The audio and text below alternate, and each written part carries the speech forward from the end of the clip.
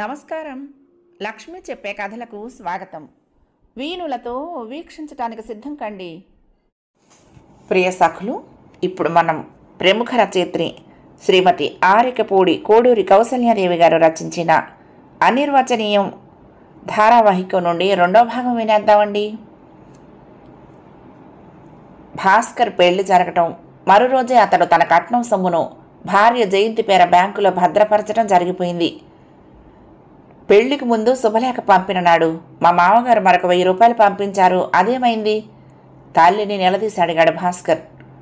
3 నిద్రల తర్వాత జయంతిని తిరిగి పుట్టింటికి తోడుకుపోవటానికి ఆమె తండ్రి వచ్చి ఉన్నాడు. ఆ మధ్యాహ్నమే పంపించే సమయంలో జయంతికి పసుపు బొట్టు పెట్టి చీర రవికలు గుడ్డ ఇయ్యటం ఎలాగో తెలియక బాధపడి చివరకు తన మెడలో ఉన్న ఒకే ఒక్క మంగళసూత్రాల తాడు తీసి తాకట్టు పెట్టి డబ్బు తీసుకురమ్మని భర్తకిచ్చి సూత్రాలు పసుపు తాడితో కట్టుకుంటున్న నాంచారమ్మ తాలెత్తి నిశితంగా చూసింది భాస్కర్ వైపు. నీ పెళ్లి ఖర్చులకు డబ్బు ఎక్కడి నుంచి వచ్చిందనుకున్నావు? ఇన్ని ఖర్చులు ఎన్ని విధాలుగా సర్దుకొస్తున్నానో ఏమైనా ఆలోచించావా అంది. నిర్ఘాంతపోయినట్లుగా నమ్మలేనట్టుగా చూశాడు భాస్కర్. ఏకంగా 1000 అయిపోయిందా? అరిచినట్టే అడిగాడు. 1000 ఏ మూలకి? సావిత్రి చేతి గాజులు తాకట్టు పెట్టి 400 తెస్తే అవి అయిపోయాయి. ఇదిగో ఇప్పుడు నా నాన్నతాడు కూడా వెళ్ళింది మార్వాడి దగ్గరకు. విసుగు ధ్వనించింది నాంచారమ్మ స్వరంలో. పెళ్ళైపోయిందిగా, ఇంకా ఎందుకు? గుర్రుగా అడిగాడు భాస్కర్. నీ భార్యకు ఇవాళ వెళ్ళేటప్పుడు బట్టలు పెట్టాలి. ఆమె తండ్రి అన్న వచ్చారు, వాళ్ళకి పెట్టాలి. నీ డబ్బెవరూ తినేయలేదు. అంత అనుమానంగా ఆరాగా అడుగుతున్నావు అంది. ఎందుకు తినలేదు? స్పష్టంగా తిన్నారు. కోపంగా కాలు నేలకు తన్నుతూ అన్నాడు. పైగా నన్ను నమ్మించటానికని గాజులు గొలుసులు ఎక్కడో దాచుకుని తాకట్టు పెట్టామని అబద్ధం ఆడుతున్నారు. పెళ్లి ఏమంత ఘనంగా చేశామని 1400 ఖర్చయిపోయాయి. నువ్వేమైనా పెళ్లి చేసినట్టు చేశావా? శ్రాద్ధంలాగా చేశావు కానీ అన్నాడు. సమాధానం చెప్పనవసరం లేదన్నట్టుగా మూర్ఖుణ్ణి చూసినట్లు చూసి ఊరుకుంది నాంచారమ్మ. నా భార్యకి ఏమైనా మంచి నగలు పెట్టావా, మంచి చీరలు పెట్టావా? అంతా ఖర్చయిపోవటానికి నువ్వు నీ కూతురు చీరలు కొనుక్కోవటానికి నీ బంధువుల్ని నాన్న బంధువుల్ని మేపటానికే సరిపోయిందా? చి, కడుపున చెడబుట్టావు కదరా. అవతల కొత్త చుట్టాలు కూర్చుని ఉన్నారు, విని నవ్వుతారన్న సిగ్గన్నా లేదే? సన్నగా మెల్లగా గొణుక్కుంది తనలో తాను నాంచారమ్మ. అన్న మాటల కంటే తల్లి వదనంపై పరుచుకున్న విరక్తి భావం సావిత్రిని కదిలించి బాధించింది. నువ్వు నీ కూతురు ఏం మాటలన్నాయా అవి? నీ చెల్లెల్ని కానా? ఆ రోజుకు ఎందుకు ఇలా మారిపోతున్నావు నువ్వు? అమ్మని ఇలాగైనా కించపరచటం అంది. ఏం మహా తలతిరుగుడుగా ఉంది వ్యవహారం, నాకే ఎదురు చెప్తున్నావు? కళ్లతోనే కాల్చేసేటట్టు చూశాడు భాస్కర్. అవును మరి, నువ్వు అనరాని మాటలు అంటున్నావు. దుఃఖంతో పూడుకుపోయిన స్వరంతో అంది సావిత్రి అస్పష్టంగా.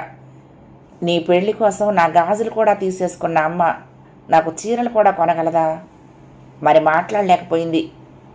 నోర్మి, నీ నటనలు నాకు తెలుసును. నువ్వు నీ అమ్మ మీరంతా ఓ సంఘం.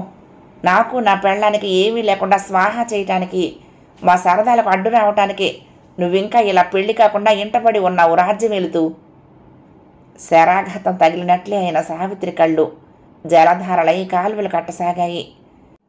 ఎన్నో భావాలతో జ్ఞాపకాలతో నాంచారమ్మ చూపులు శూన్యంలోకి పరిగెత్తాయి. ఆమె అంతరాలలో అంతవరకు సుఖశయనమై ఉన్న ఆశలకు మమతలకు సూటిగా ఆఘాతం తగలటంతో ఒక్కసారిగా కనువిప్పు కలిగి ఘనీభవించి ఉన్న అజ్ఞానం ద్రవీభూతం కాసాగింది. మగవాడు, వంశోద్ధారకుడు, మున్ముందు తలకొరివి పెట్టేవాడు అనుకుంటూ కొడుకును నెత్తిపైకెక్కించుకుని అడుగులకు మడుగులొత్తుతూ ఆ ఇంటనే అతడిలాగానే అదే గర్భాన జన్మించిన ఆడబిడ్డను ఎంతగా అన్ని కోర్కెలు చంపుతూ పెంచిందో ఒక్కసారిగా సింహావలోకనం కావించుకున్న నాంచారమ్మ అనిర్వచనీయమైన బాధను అనుభవించింది. అడిగిందల్లా ఆవరుస్తూ అల్లారు ముద్దుగా పెంచిన కొడుకు ఆగర్భశత్రువైపోయాడు. అన్నిటికీ ముఖం వాచబెట్టి అంతంత మాత్రంగా పెంచిన కుమార్తె అమృతం చిలికించుతోంది. తాను తెలుసో తెలియకో చేసిన ఈ అన్యాయానికి అప్పుడే శిక్ష ప్రారంభమైందన్నమాట. కుమారుడు నెల తన ఆర్జనను దాచుకుని ఏవేవో సాకులు చెప్తూ ఉంటే కూడా ఏదోలే చిన్నతనపు సరదాలు తీర్చుకుంటున్నాడు అని సరిపెట్టుకుంటూ వచ్చింది. కానీ ఈనాడు అమ్మా సావిత్రి ఇటురా కూతుర్ని తోడుకొని మరొక గదిలోకి నిష్క్రమించింది నాంచారమ్మ. కొడుకు సన్నిధిలో ఉండటం కష్టంగా పరిణమించి ఆ గదిలో శ్రద్ధగా అలంకరించుకొని కూర్చుని ఉన్న జయంతి అత్త ఆడబిడ్డల ప్రవేశం అయిష్టమైనట్టుగా అసంతృప్తిని ప్రకటిస్తున్న వదనాన్ని మరోవైపు తిప్పు కూర్చుంది. నాంచారమ్మ గమనించనట్లే తన పని చేసుకోసాగింది. అక్కడే ఉన్న ఒక దగ్గర బంధువు ఆ దృశ్యాన్ని విడ్డూరంగా చూస్తూ నోరు జారింది. అత్తగారి ఎదుట నువ్వు అలా కుర్చీలో కూర్చోకూడదమ్మా. అత్తమామలు వస్తే లేచి నుంచోవటం, వారికి కాస్త ఒదిగి తొలగి ఉండటం నేర్చుకో. అత్తమామలను మన్నించి ఆడబిడ్డను ఆదరిస్తే నీకే మేలు శుభం కలుగుతుంది. తల్లిని వెన్నంటి వచ్చిన భాస్కర్ చెవిన ఆ మాటలు పడనే పడ్డాయి. ఎవరో వాగేది, జాగ్రత్త. నోళ్లు గట్టిగా పట్టుకోకపోతే పళ్ళు రాలదంతాను. అత్త అయితే ఏమిటి ఆధిక్యం? నాన్సెన్స్. అదేమీ వితంతువు కాదు. మీరంతా నుంచో కూర్చో అంటూ అధికారం చేయటానికి నేను బ్రతికే ఉన్నాను అంటూనే భార్య వంక తిరిగి, జయ, నువ్వు పెళ్ళాడింది నన్ను, కాపురం చేసేది నాకు కానీ వాళ్ళకు కాదు. నీ ఇష్టం వచ్చినట్లు మసలుకో. ఈ ఇల్లు నీది. అంతెందుకు, నేనే నీ వాడిని. నువ్వు ఎవ్వరికీ ఒదిగి ఉండనవసరం లేదు. నీ తర్వాత ఎవరైనా. నువ్వు ఈ ఇంటికి మహారాణివి అన్నాడు.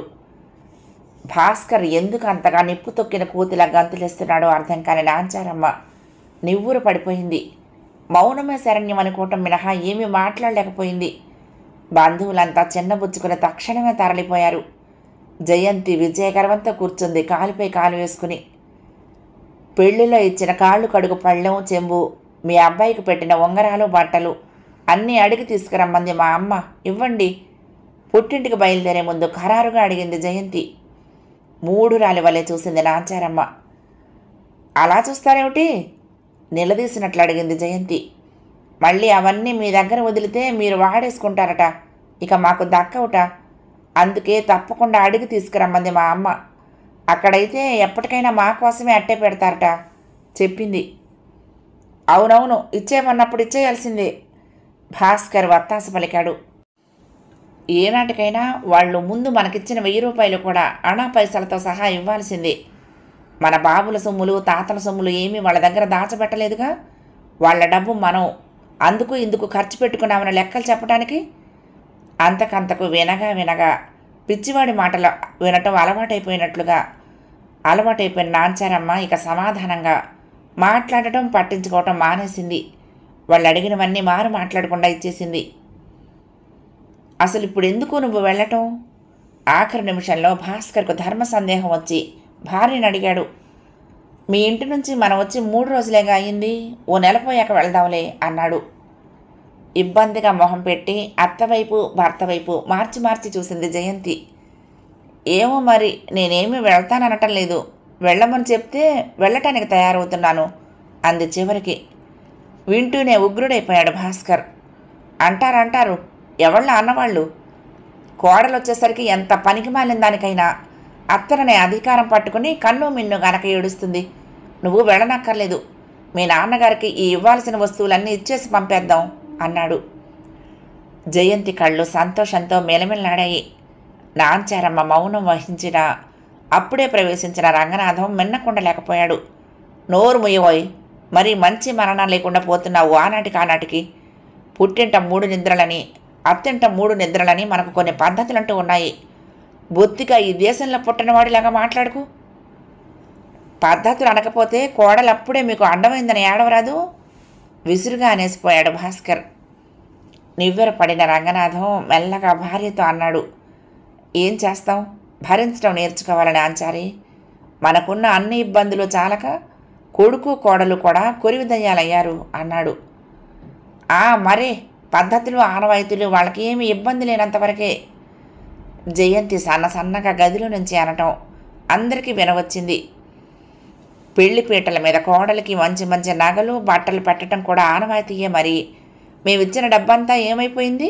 ఒక్క మంచి చీరైనా పెట్టారా అంది జయంతి. అవును, బాగా చెప్పావు తేలిగ్గా అనేశాడు భాస్కర్. దొందే. భర్తకు తగ్గ భార్య, భార్యకు తగిన భర్త అనుకోకుండా ఉండలేకపోయారు శ్రోతలు. మేము సినిమాకి వెళ్తున్నాం జనాంతికంగా అనేసి భార్య చేయి పట్టుకుని కులాసాగా వెళ్ళిపోయాడు భాస్కర్. ఎంతో నిగ్రహము, లోకజ్ఞానము కల రంగనాథం కూడా నోరావులించి చూశాడు. భార్యాభర్తలిద్దరూ సరదాగా ఎప్పుడైనా వస్తారులేండి, ఈ కాలపు పిల్లలకు పద్ధతులంటే అంత పట్టింపు ఉండదు. ఆనవాయితీ ప్రకారం మీ కూతుర్ని అల్లుడిని పంపలేకపోయాను. ఏమీ అనుకోకండి అంటూ వియ్యంకుడికి సర్ది చెప్పబోయింది నాంచారమ్మ తల ఎత్తలేక ఎత్తుతూ. నిరసనగా నవ్వాడు గోపయ్య.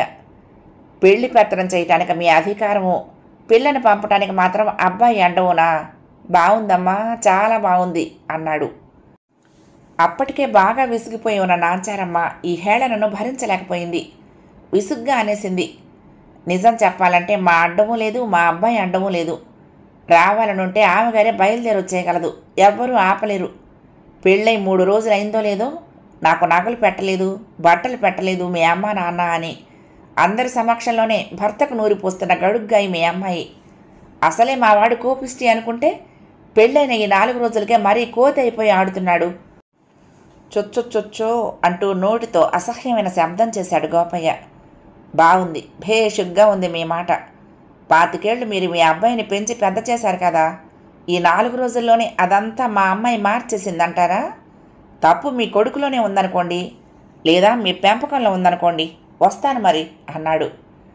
మంచిది, కానీ అన్నగారు, మీ అమ్మాయి మాటలకేం చిన్నపిల్ల అని సరిపెట్టుకుందును. కానీ ఇప్పుడు అనుకుంటున్నాను, అత్త ఇంట ఈనాడు కాక నిన్న అడుగుపెట్టిన నా కూతురి ప్రవర్తన ఇలా ఉందా అని సిగ్గుపడకుండా ఎదురు నా పెంపకాన్నే సవాల్ చేస్తున్నారా? అటువంటివి అనుభవం అయితే కానీ ఎవరికి వారికి తెలిసి రాదు. మీకు కొడుకులున్నారుగా అంది నాంచారమ్మ. జయంతిని కన్న తండ్రి సామాన్యుడు కాదు. నిర్లక్ష్యంగా నవ్వాడు. నాకా భయమేమీ లేదు. తల్లిదండ్రులని చులకన చేసి చేయించేటంత అప్రయోజకులు కారు నా కొడుకులు. అయినా మా అమ్మాయి అన్నదంటే అర్థం లేదా మరి? మా అమ్మాయికి 4 చీరలు, ఓ నానుతాడు నల్లపూసలు ఇచ్చి పెళ్ళయిందనిపించేటానికి సిగ్గేలా లేకపోయిందండి మీకు అంత కట్నం తీసుకుని అన్నాడు. ఇక రంగనాథం కలగ చేసుకోక తప్పలేదు. చూడండి బావగారు, ఏదో బుద్ధి తక్కువై తల్లిదండ్రులమే కదా అనుకుని పెళ్లి చేశాం, క్షమించండి. ఇక నుంచి మీ అమ్మాయి విషయంలో రావటానికైనా పోవటానికైనా మరెందుకైనా అంతా మీ అల్లుడి ఇష్టమే, మాదేమీ లేదు, మీరు వెళ్ళిరండి. కానీ ఒక్క సంగతి గుర్తుంచుకోండి, కట్నం ఇచ్చామన్నమాట పదే పదే అనొద్దు. మీ డబ్బు మీ అమ్మాయి పేరనే బ్యాంకులో ఉంది. పెళ్లి ఖర్చులకు గాను చాలా స్వల్పంగా ఖర్చు పెట్టాం మేము అన్నాడు. అవన్నీ నాకెందుకు కానీ ఉన్నమాట అంటున్నాను.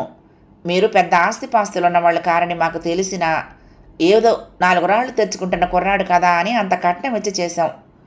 మీరేం పెట్టలేకపోయినా మా అమ్మాయికి మేము ఇచ్చినదైనా ఉండనియండి. దాని మీద ఏమీ ఆశ పెట్టుకోకండి, ఖర్చు పెట్టుకుందామని.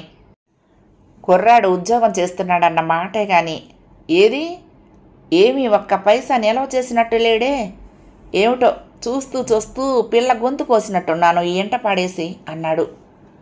నోటికొచ్చినట్లు నిర్మోహమాటంగా పేలిపోతున్న ఆ ఆకారాన్ని నిస్సహాయంగా చూస్తుండిపోయారు రంగనాథన్ దంపతులు. ఆనాటికానాడు భాస్కర్ నోటి వదరుతనము, తన భార్యను మినహా ఆ ఇంట మరే ప్రాణిని చూడలేని తనము మితిమీరసాగాయి.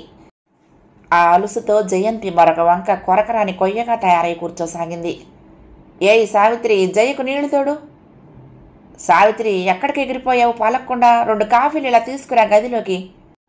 కేవలం పరిచారకును ఆదేశించినట్లుగా ఆజ్ఞాపించేవాడు చెల్లెల్ని భాస్కర్. మనసులోని బాధను మనసులోనే అణిచేసుకుంటూ అతగాడి హుకుములు అమలు జరిపేది సావిత్రి. మంచంపై పడుకుని కొద్దిగా ఒత్తికెళ్ళి కాఫీ గ్లాస్ అందుకుని తాగేసి తిరిగి సావిత్రి చేతికి ఖాళీ గ్లాస్ ఇచ్చేసి అటు తిరిగి పడుకునేది జయంతి. అమ్మా, మేం భోజనానికి వస్తున్నాం, అన్నం పెట్టు. గదిలో నుంచే ఒక గావుకేక పెట్టేవాడు భాస్కర్. లోపల విస్తుపోయినా పైకి మౌనంగానే వడ్డించేది నాంచారమ్మ. భర్త అడుగులో అడుగు వేసుకుంటూ వస్తుంది జయంతి. ఈ పళ్ళెం నీకు, ఈ పళ్ళెం నాకు, ఈ కూర ఇంకొంచెం వేసుకో. నాకొద్దు, మేము ఇలాంటివి తినం. ఇలాంటి వాదోపవాదాలు, ఒకరి పళ్ళెం ఒకరు లాక్కోవటం, ఒకరినొకరు తోసుకోవటం, ఒకరికొకరు తినిపించుకోవటం, ఒకరిపై ఒకరు చిలిపిగా నీళ్లు చిమ్ముకోవటం, అన్నం చల్లుకోవటం తల్లి ఎదుటే సాగిస్తూ ఉంటే ఆమె పెద్దరికపు హోదా దెబ్బతినటమే కాక ఎంత వయసులో ఉన్నవాళ్ళు నూతన వధూవరులు అయితే మాత్రం ఇంతగా సిగ్గుసేరాలు లేకుండా జంతువుల మాదిరిగా నలుగురు ఎదుట ఈ సరసాలేమిటి అనే జుగుప్స కూడా కలిగేది. అక్కడ మరొక మానవ ప్రాణి ఉన్నట్లే గమనించకుండా తమ చిత్త ప్రకారం హాస్య సరస సల్లాపాలతో మునిగి తేలుతూ భోజనం ముగించి తిరిగి గదిలోకి పోయి తలుపులు మూసుకునేవారు. ఇంకా కొత్త కోడలు కాదు జయంతి, కాస్త పని సాయం చేయకపోగా కనీసం నువ్వు అన్నం తిన్న పళ్ళెం నువ్వైనా తీసి కడుక్కోపోతే ఎలాగా? పనులు నేర్చుకో అంది నాంచారమ్మ ఒక దుర్దినాన కోడలితో. ఎవరో అనరాని మాట అనేసినట్లుగా జయంతి ముఖం క్రోధారుణమై బుసలు కొట్టసాగింది. భాస్కర్ వెంటనే యుద్ధరంగంలోకి ఉరికి విజేత అయ్యాడు. ఏం, ఇన్నాళ్ల నుంచి ఇంటి చాకరీ అంతా చేసుకుంటున్న నీకు ఇవాళ కోడలు అన్నం తిన్న పళ్ళెరం ఒక్కటి బరువైపోయిందా?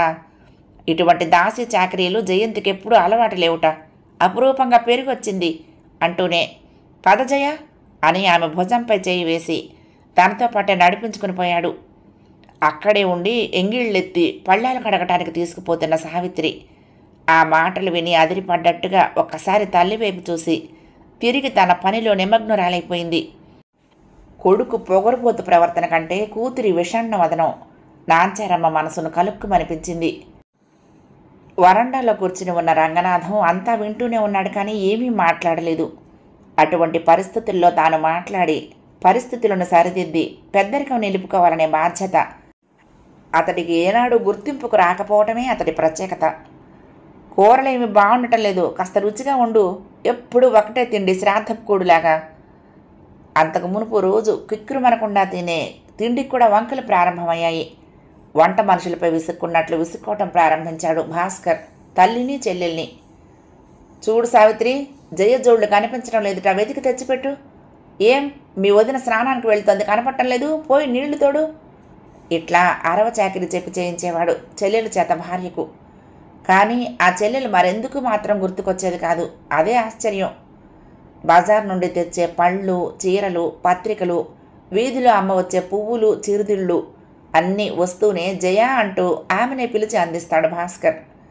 భర్త ఇంటి నుండి బయట అడుగడగానే గది తలుపులు బిడాయించుకుని పడుకునే జయంతి తిరిగి సాయంత్రం అతడి పిలుపు విని మాత్రమే బయటకు వస్తుంది. అతడు అందించిన వస్తువులను వెంటనే పోయి గదిలోనే భద్రం చేసుకుంటుంది. తిరిగి వాటిలో ఒక్క వస్తువు బయట కనిపించదు. అటువంటివన్నీ ఆశించే అభిమానహీన కాదు సావిత్రి. కానీ ఇంకా చిన్నతనం పూర్తిగా వీడని ఆమెలో అన్నా వదినలతో అందరిలాగా తాను సరదాగా అన్ని చోట్లకు తిరగాలని, వదిన అని తీయగా పిలుచుకోవాలని కోరికగా ఉండేది. వివాహమైన తర్వాత 3-4 నెలలు జలసాగా జంటగా తిరిగారు. ఇకనైనా తనను తమతో సినిమాకు షికారుకు తీసుకుపోకపోతారా అనే ఆశతో ఎన్నోసార్లు అన్నా వదినల వంక ఆశగా ఆహ్వానం కోసం చూసేది సావిత్రి. కానీ వారది గమనించినట్లుగా వెళ్ళిపోయినా ఆమెకంత బాధ ఉండకపోను. వెళ్తూ వెళ్తూ నా టెర్లిన్ చీరలు సబ్బు పెట్టి స్నానాల గదిలోనే ఉంచేశాను, మర్చిపోయా, ఉతికి ఆరేస్తావు కదా సావిత్రి అంది ఒకనాడు జయంతి. ఆరేసే సావిత్రి, లేకుంటే మళ్ళీ పాడైపోతాయి. ఆ భార్య ధ్వనిని అనుసరించి ఆ భర్త ప్రతిధ్వని అనవరతం ఉండవలసిందే. వ్యతిరేకంగా చెప్పటం చేతగాని సావిత్రి అంగీకారంగా తల ఊపి ఊరుకుంది. సినిమా చూసిన అన్నా వదినలు వచ్చేసరికి సావిత్రి వీధి అరుగుపైననే నిలబడి ఉంది. ఏమేవు సావిత్రి, ఏమిటలా ఎక్కడికో చూస్తావు, మేము రావటం కనిపించడం లేదా? భాస్కర్ ప్రశ్నించాడు స్కూటర్ బుర్రమనిపిస్తూ. ఉలిక్కిపడి చూసింది సావిత్రి. సవిలాసంగా సగర్వంగా భర్త భుజంపై చెయ్యి వేసి మరింక ఈ అవకాశం రాదు, వదులుకోరాదు అన్నట్టుగా పూర్తిగా అతడి వీపును హత్తుకుపోయి ఇల్లు చేరినా ఇంకా అలా స్కూటర్ దిగకుండా కూర్చునే ఉంది జయంతి. చూసావా మీ వదినని, చూడు ఎంత చక్కగా కూర్చుందో స్కూటర్ మీద.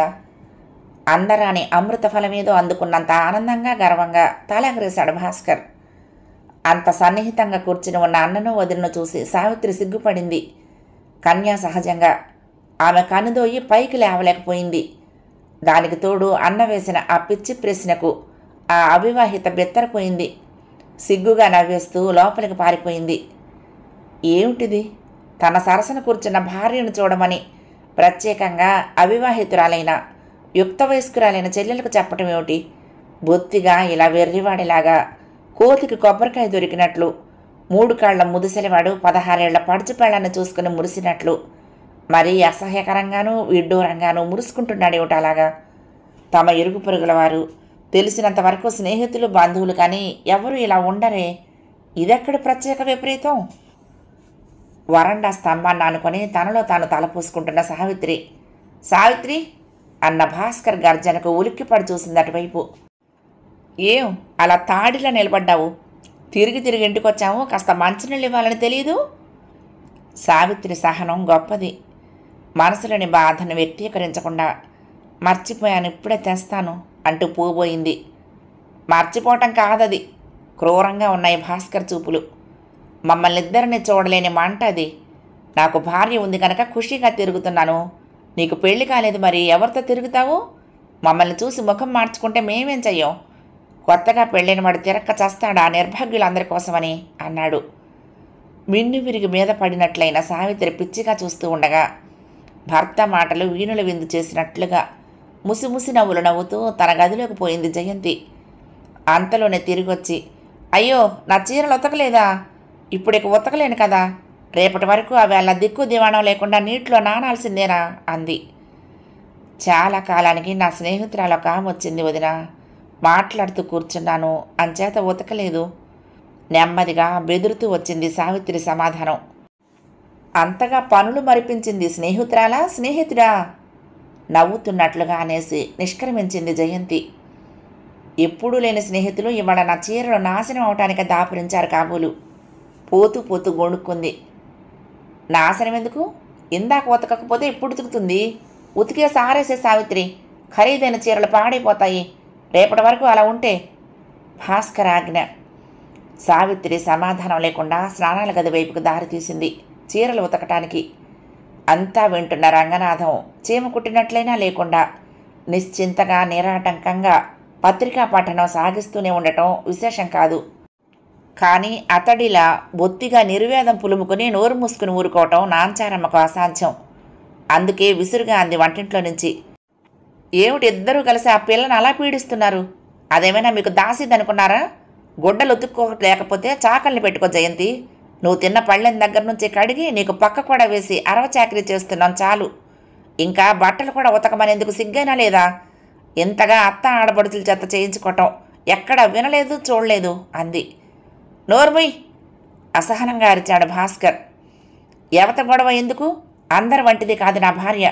నేను ఆఫీసర్ని. నా భార్యకు నా హోదా జరగవలసిందే. చాకరీ అంటావేంటి మాటి మాటికి? చాకరీ చేయకపోతే చావండి. ఏం తిని కూర్చుందామనుకున్నారా దున్నపోతుల్లాగా అన్నాడు. అడగండి, అలా గడ్డి పెట్టండి. జయంతి నెగడు ఎగదొరయసాగింది. ఏం మన డబ్బు తినటానికి లేని సిగ్గు మన పనులు చేయటానికి మాత్రమే వచ్చిందా? ఆటలు సాగుతున్నాయి అంది. మ్రాన్ పడిన నాంచారమ్మ అంతలోనే తేరుకుంది. నువ్వు ఆగు జయంతి, అనవసరంగా ఎగిరి పడకు. మాట్లాడుకుంటున్నది అతడు నేను అంది. అతడు నా భర్త సగర్వంగా అంది జయంతి. ఇంకా మీ కొంగు పట్టుకుని వెళ్లాడాలనుకోవటం అవివేకం, అడియాస. అంతే జయంతి, బాగా చెప్పావు. సిగ్గుమారిన భాస్కర్ వంతపాట సాగించాడు. నేనే నీ వాడిని. కొడుకు పెళ్లి చేసి కోడల్ని చూడలేక ఏడుస్తారెందుకో ఈ అత్తలు. ఎన్నాళ్ళు నాకు చేస్తున్న వాళ్ళు ఇవాళ నీకు చెయ్యలేమని ఏడుస్తున్నారు చూడు అన్నాడు నవ్వుతూ.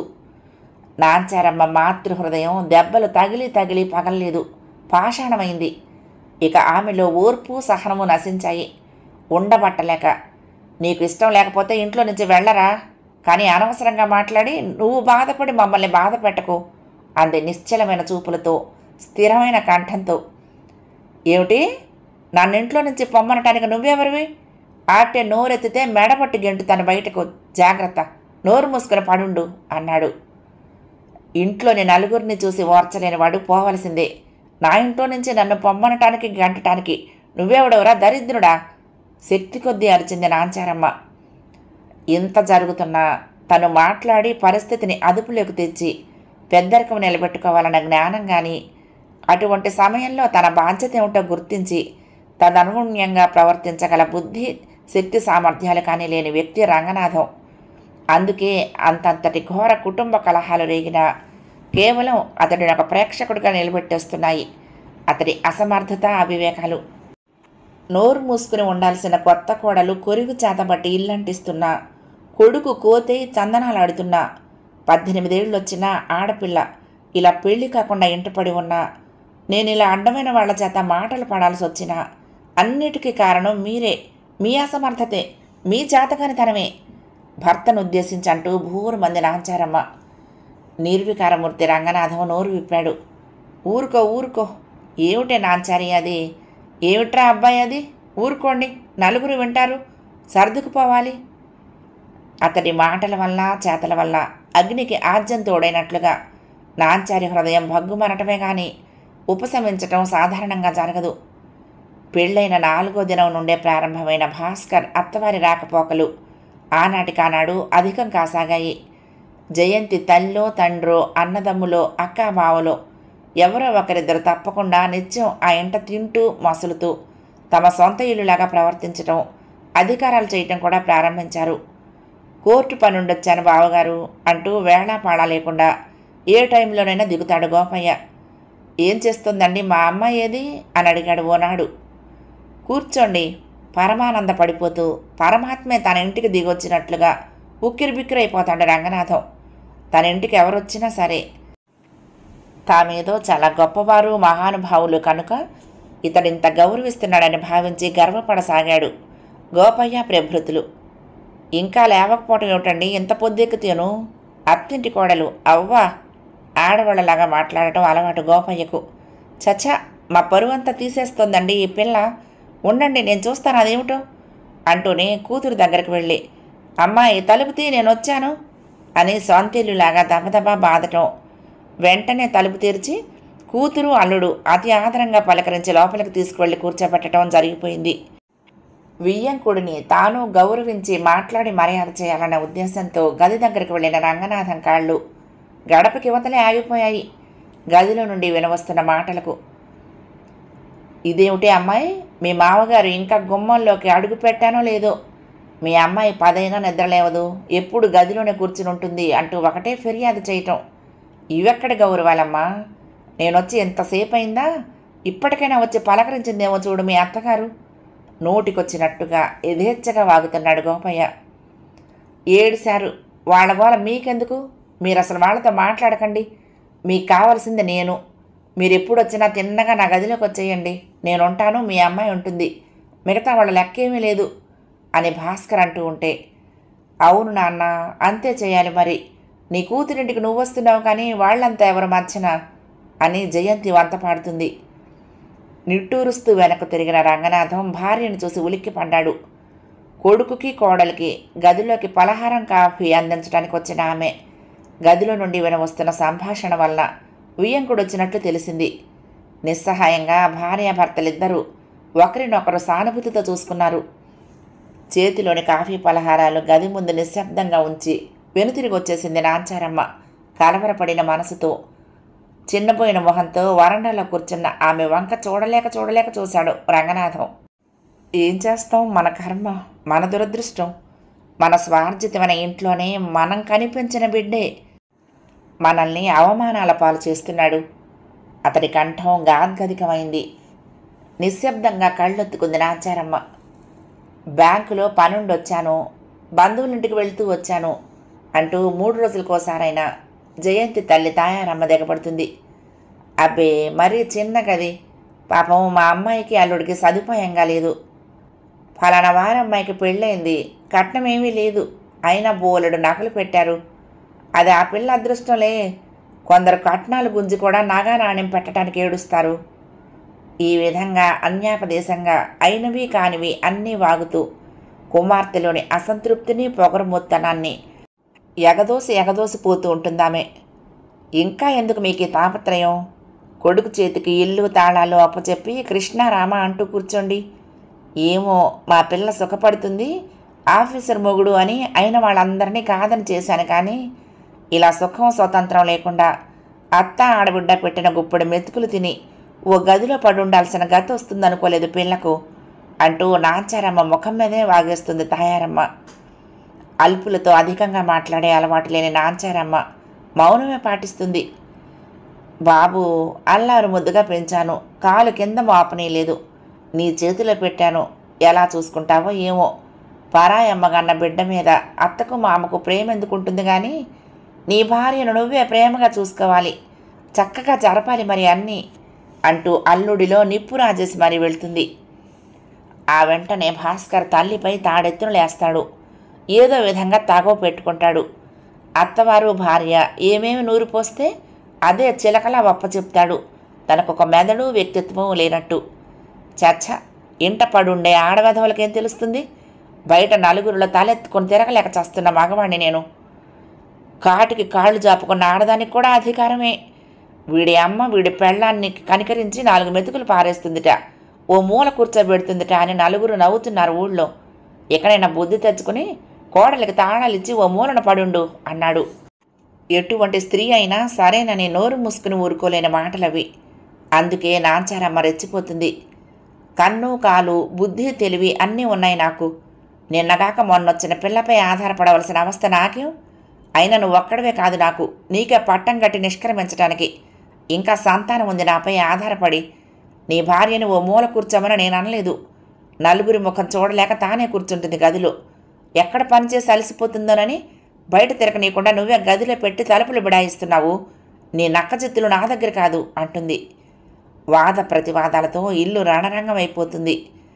తిట్టి తిట్టి టింగు రంగం అంటూ భార్యతో చట్టాపట్టాలు వేసుకుని సినిమాకో షికారుకో పోతాడు. ఏమీ జరగనట్టే. ఇంట మిగిలిన తల్లి బిడ్డలకు రోదన ఉపవాసాలు మిగులు. వారిని మరీ బాధ పెట్టే విషయం మరొకటి. సినిమా నుంచో షికారు నుంచో వస్తూనే అన్నం పెట్టే సావిత్రి, ఏం ఇంకా రెడీ కాలేదా?